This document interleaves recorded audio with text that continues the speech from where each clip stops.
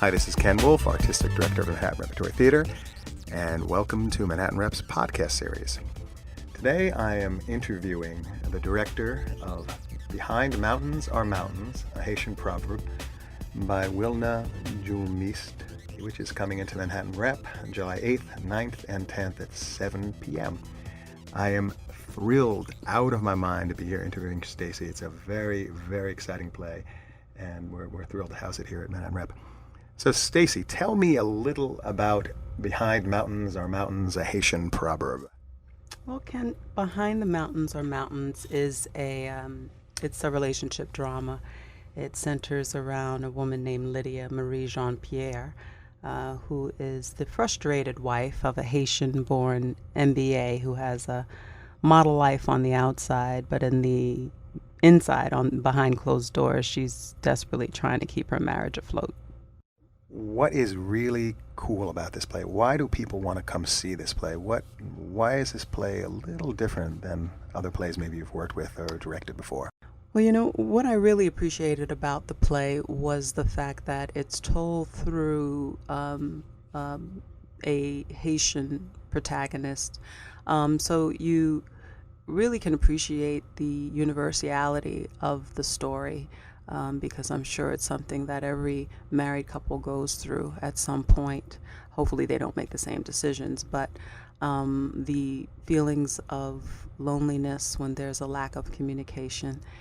And so it shows how those dynamics are negotiated when you are dealing with a cultural kind of like overlay in the story, where you have a serious commitment to community and family and appearances.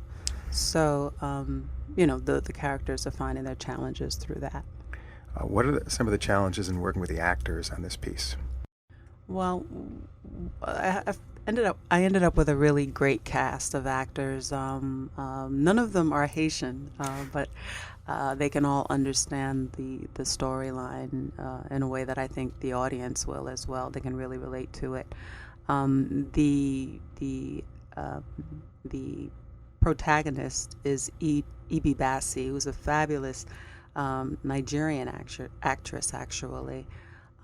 Who came aboard late in the game and really has just taken the reins and is doing a phenomenal job. So I guess the challenging thing is really getting the actors to fully commit to the the characters are extremely flawed.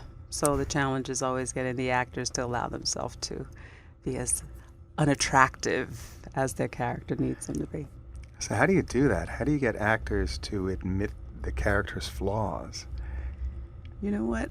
My process is definitely a lot of analysis. I do a lot of script analysis, a lot of table work in the beginning, so that the actors can get past the judgments of who the characters are and really try to understand them as human beings.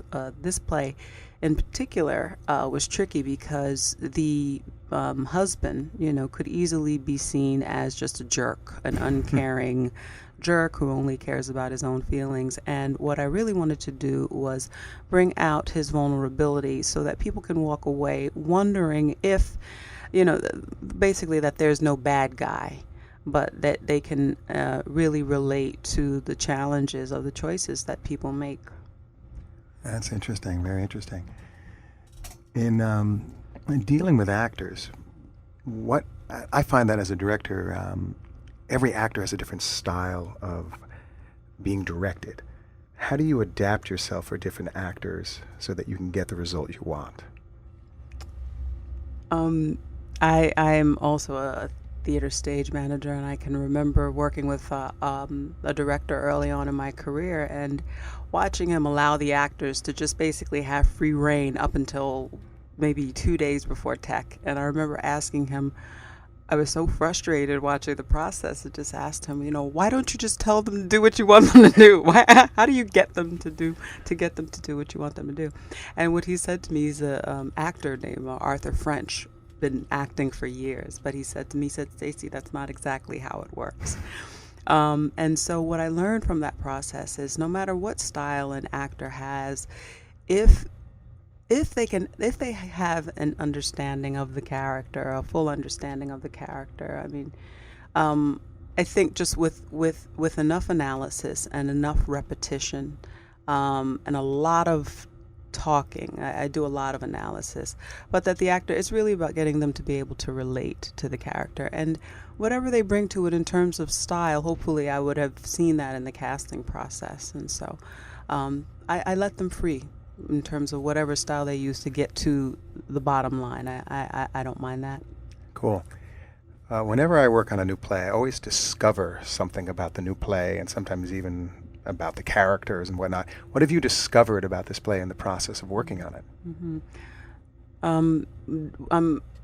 I have a tendency with new works to end up helping the writer's dramaturge a lot, because one of the things that I love about plays is structure. I've just always enjoyed that. And one of the things I noticed about Wilna's piece was that, excuse me, one of the things I noticed about Wilna's piece in the beginning was she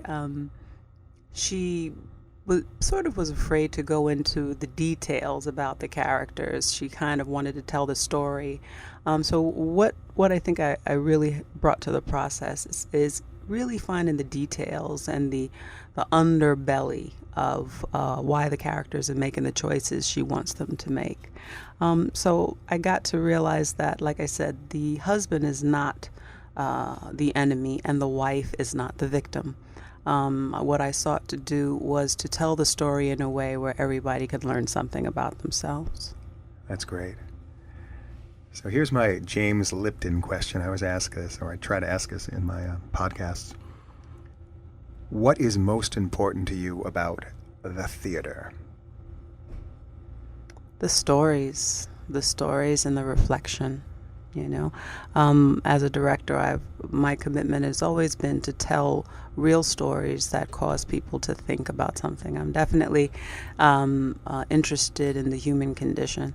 So I think that theater has such a flexibility, and there's something about the visceral nature of it that I think allows people to see and feel stories up close.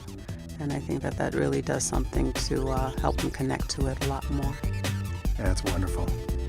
Well, thank you so much for being here. Thank you. And everyone out there, please come see Behind Mountains Are Mountains, a Haitian Proverb by Wilna, Julmiste, and directed by Stacy, wearing here at Manhattan Rep, July 8th, July 9th, July 10th at 7 p.m.